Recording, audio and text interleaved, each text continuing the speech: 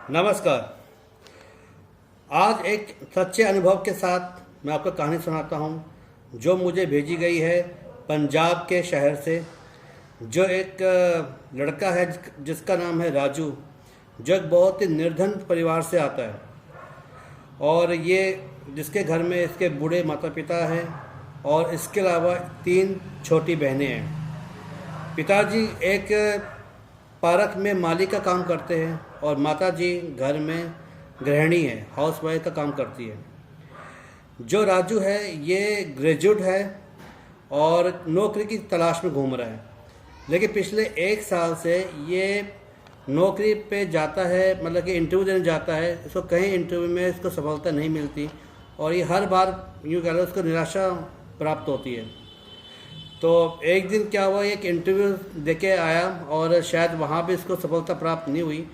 तो ये इसको भूख लगी, जैसे इसने मुझे बताया, इसको भूख लगी और एक पार्क में जाके बैठ गया। इनकी माता जी ने 2 पराठे और अचार इनको दिया था कि बेटा भूख लगे तो रास्ते में तो ये खा लेना आप। तो ये पार्क में जाते हैं और बताते हैं कि जब मैं वहाँ पे खाना खाने के लिए बैठा तो कुछ 6 या 7 लोग उस पार्क में इनके आसपास आके बैठ गए और आपस में बातें करने लग गए। तो कह रहे कि मैंने देखा कि सभी के जो कपड़े थे वो एक ड्रेस थी, जैसे किसी कोई यूनिफॉर्म होती है, और वो किसी हॉस्पिटल की ड्रेस थी। तो मैंने उनको देखा, मुझे लगा कि शायद हॉस्पिटल में काम करते हैं और शायद हॉस्पिटल में कोई जॉब होगी मेरे लिए। तो मैंने उनसे पूछा कि भाई साहब बुरा मत माना, एक बात पूछूं आपसे। उन्होंने बोला हाँ बोलिए भाई साहब, बुरा क्या मानेंगे बताइए। तो राजू ने बोला कि मैं ग्रेजुएट हूँ और पिछले 1 साल से जॉब की खोज कर रहा हूँ, मुझे जॉब नहीं मिल पा रही।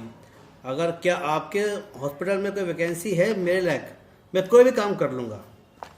तो वो पहले देखते फिर आपस में बात करते हैं, कहते नौकरी तो मिल जाएगी आपको, लेकिन वो नौकरी रात की है, नाइट ड्यूटी करनी पड़ेगी आपको।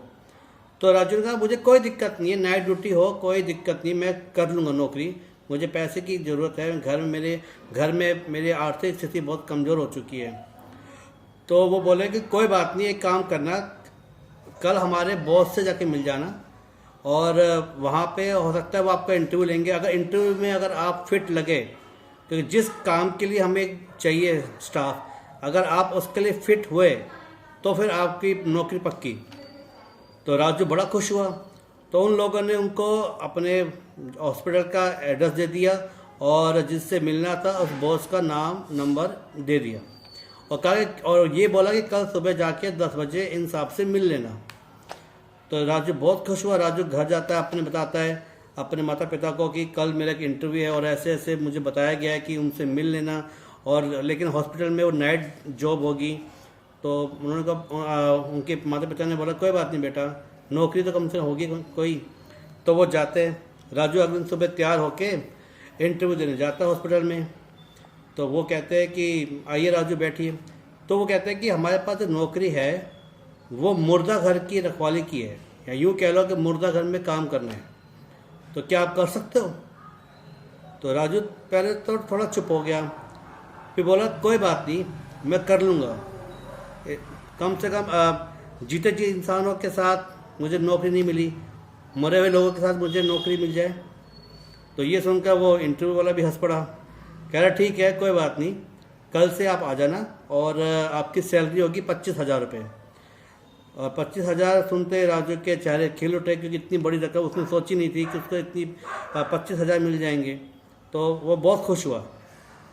तो वो बोला ठीक है मैं कल से आ जाऊंगा, मैं कल यहाँ पे 8 बजे में ड्यूटी है और सुबह 6 बजे तक मैं यहाँ रहूँगा। उन्होंने बोला ठीक है आप आ जाना कल सुबह, कल रात को आप 8 बजे आ जाना। तो राजू बड़ा खुश हुआ, घर जाता है, अपने माता पिता को बताता है कि मेरी हॉस्पिटल में जॉब लगी है मुर्दा घर में। तो माता पिता ने कहा कि बेटा कहीं और जॉब देख लो, क्योंकि मुर्दा घर में जॉब करना कुछ सही नहीं है। कोई बात नहीं, हमारे आर्थिक स्थिति अभी कमज़ोर है, कुछ 1 आध दिन और चल जाएंगे, लेकिन कहीं और देख लो। तो बेटे ने कहा कि माताजी पिताजी मुझे नौकरी तो करनी है, चाहे यहाँ करूँ वहाँ करूँ, शुरुआत तो मुझे करनी है, तो यहीं से शुरुआत कर लेता हूँ। और क्या मुर्दा घर, क्या जिंदा इंसान, तो माता पिता ने भी सोचा कि चलो आर्थिक स्थिति हमारी इतनी मजबूत नहीं है, बेटा कुछ कह रहा है, कुछ करना चाहता है तो ठीक है। उन्होंने भारी मन से उसको हाँ बोल दिया जॉब के लिए। तो बेटा बड़ा खुश होता है, क्योंकि तीनों जो छोटी बहनें हैं वो भी बड़ी खुश होती है कि हमारे भैया की नौकरी लग गई, हमें भी अब कुछ अच्छा कुछ खाने को मिलेगा, पहनने को मिलेगा, भरपेट खाना मिलेगा। तो अगले दिन राजू सुबह उठता है बड़े जोश जोश से और कि भरपेट खाना मिलेगा। तो अगली रात को राजू जाता है बड़े तैयारी के साथ और टाइम से 8 बजे अपने हॉस्पिटल में पहुंच जाता है।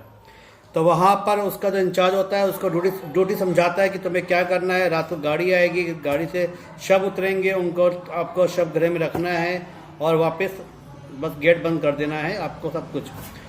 तो राजू ने बोला कोई दिक्कत नहीं। और साथ में इनका एक दोस्त भी होता है जो इनके साथ वहाँ पे काम कर रहा होता है। पहला दिन इनका आराम से गुजर जाता है, कोई दिक्कत नहीं होती। 2, 3, 4 दिन बीत जाते हैं। एक दिन क्या होता है राजू ने बताया जैसा मुझे, उसने कहा कि रात को किसी कारण से मुझे दरवाज़ा खोलना पड़ा।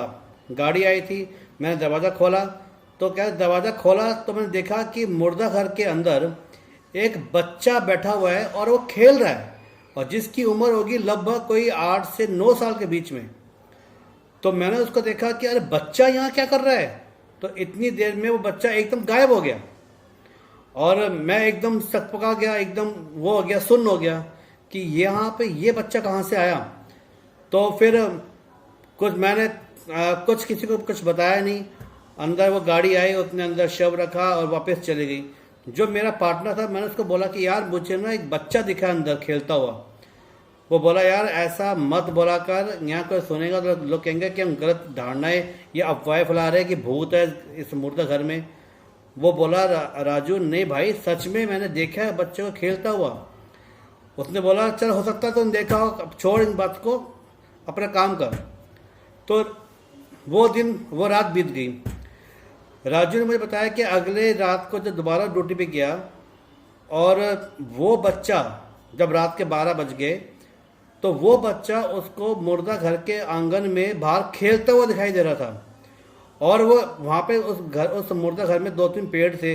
वो एक बार कभी इस पेड़ के पीछे जाता, फिर दूसरी बार उस दूसरे पेड़ से उसको देखता, और ये सब एकदम ऐसे हो रहा था जैसे कोई फास्ट फॉरवर्ड करता है ना कि 1 सेकंड में इधर 1 सेकंड में उधर। ऐसा वो बच्चा इसकी आंखों के सामने आ रहा था, जा रहा था।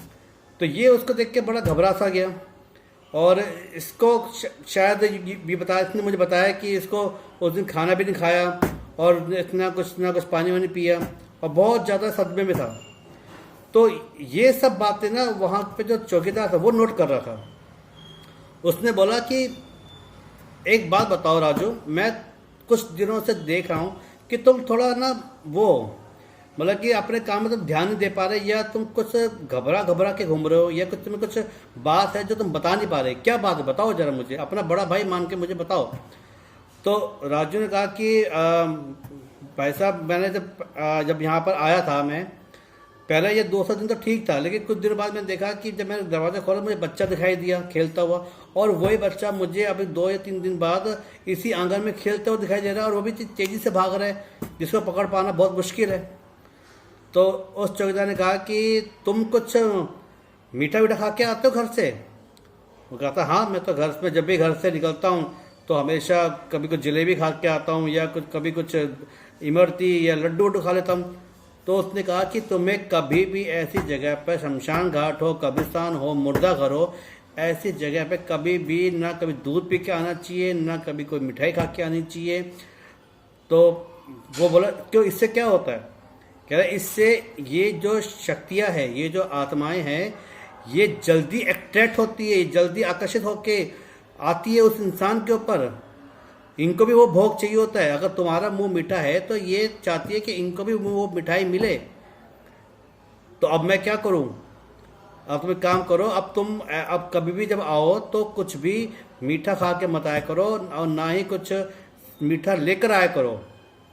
तो राजू ने बोला ठीक है, मैं अब आगे से कुछ मीठा लेकर नहीं आऊँगा। और चौकीदार ने ये कहा कि कभी भी रात को अगर तुम्हें कोई आवाज़ लगाता है, तुम्हारी आवाज़ तुम्हारे नाम से कोई तुम्हें बुलाए, तो कभी भी पीछे मुड़ के मत देखना, ना इस और ना मीठा खा के कभी आना। ये बात उस चौकीदार ने राजू को समझा दी। और रात के समय फिर एक गाड़ी वाला आया और एक शव को लेकर आया। उसने बोला कि गेट खोलो, राजू को बोला। राजू ने गेट खोला और ये बात राजू ने उस वैन वाले को बताई। तो वैन वाले ने बोला कि तुम्हें अब इस चीज़ की आदत हो जानी चाहिए। यहाँ कोई तुम्हारा नाम भी पुकारेगा, तुम्हारी आवाज़ से तुम्हें कोई भटकाने की कोशिश करेगा, लेकिन तुम्हें अब इन सब चीज़ों की आदत डालनी होगी, क्योंकि ये जो एक मुर्दा घर है यहाँ पे ये सब चीज़ें नॉर्मल होती है। इसको ज़्यादा आप टेंशन मत लो, ये सब चीज़ें होनी ज़रूरी है यहाँ पर, क्योंकि मुर्दा घर है। यहाँ कैसे कैसे लोग मरते हैं और किन किन लोगों की जो आत्माएं होती है यहाँ से भटकती रहती है, जिनकी इच्छाएं पूरी नहीं होती, वो यहाँ पे आपको दिख जाएगी। ऐसे कहकर वो वैन वाला जो चला गया। अब जो राजू के साथ उसका जो दोस्त एक काम करता था, उसने कहा कि यहाँ से तो हमें कहीं और जाना चाहिए, क्योंकि यहाँ पे शायद हमें ठीक नहीं लगेगा जॉब करना। लेकिन राजू ने कहा कि भैया क्या करें, अभी कहीं और नौकरी नहीं मिल रही तो हमें यहाँ पे काम करना पड़ेगा। तो धीरे धीरे राजू की कुछ तबीयत सी खराब होनी शुरू हो गई। वो कमज़ोर होने लग गया, बुखार उसका होना शुरू हो गया। और एक दिन जब राजू ने नाइट ड्यूटी अपनी ख़त्म करी और सुबह जब घर की ओर जा रहा था, तो उसको ऐसा लगा जैसे कोई उसके साथ साथ चल रहा है। और धीरे धीरे उसके पास आके बोलता है, राजू राजू, ऐसे उसको कोई बोल रहा। तो राजू ने जब पीछे पलट के देखा तो उसे कोई नज़र नहीं आ रहा था। हाँ, लेकिन आवाज़ उसको बार बार उसके कान में आ रही थी कि राजू राजू। वो तेज़ी से अपने घर आया। घर में सीधा उसने मतलब फिर हाथ पैर धोए नहीं, सीधा जाके सो गया। और अगली रात को वो फिर निकला और ऑफिस जाने के लिए। तो वहाँ पे उसको एक दिन क्या हुआ कि वो जब अपने दरवाज़ा जो मुर्दा घर का उसने बंद किया था, उस मुर्दा घर के अंदर से उसको कुछ बहुत सारी रोने की आ रही आवाज़, जैसे कोई इंसान रो रहा हो। अब राजू डर गया, उसने गेट खोला नहीं। उसने जो मुर्दा घर की जो खिड़की थी उसको खोल के देखा, तो देखता हुआ क्या है कि सारे मुर्दे बैठे हुए हैं और सब के सब रो रहे हैं। जब उसने ये बात देखी तो वो इतना ऐसा हो गया कि उसका माइंड एकदम आउट ऑफ बैलेंस हो गया और वो वहीं पर बेहोश हो गया। और अगले दिन सुबह जब उसको हॉस्पिटल वाले उसको उसके घर छोड़कर आए राजू को, तो राजू ने बताया कि मैंने वो नौकरी छोड़ दी है। इतना भयंकर अनुभव मैंने आज तक कभी नहीं देखा कि जो मुर्दा है वो रात को जग जाते हैं और रोते हैं और अंदर अजीब अजीब सी आवाज़ें आती है। तो राजू ने मुझे ये अपना अनुभव भेजा है, जैसे उसने भेजा मैंने वैसा सुना दिया। इसमें कोई कॉपी पेस्ट कुछ नहीं है। और अब राजू ने कहा कि वो अब उसने कोई ऑटो किराए पे लिया है, वो आजकल ऑटो चलाता है और अब वो अच्छा कमा रहा है और अब जीवन में सुखी है। लेकिन उसने अपना अनुभव मुझे भेजा था, जो मैंने आपके साथ शेयर करी है। अगर आपको ये कहानी अच्छी लगती है तो आप मेरी वीडियो को लाइक करें, शेयर करें और सब्सक्राइब करें, ताकि जिससे आपको मेरी आने वाली आगे वीडियो आपको मिलती रहे। सच्चे अनुभव विद मनीष, ये मेरे चैनल का नाम है। आप प्लीज़ इसको लाइक करिए, शेयर करिए। यदि आपके पास अपना कोई ऐसा अनुभव है तो प्लीज़ मुझे शेयर करिए, ताकि मैं वो अनुभव आपका दुनिया के सामने उसको मैं ला सकूं। जय श्री राम।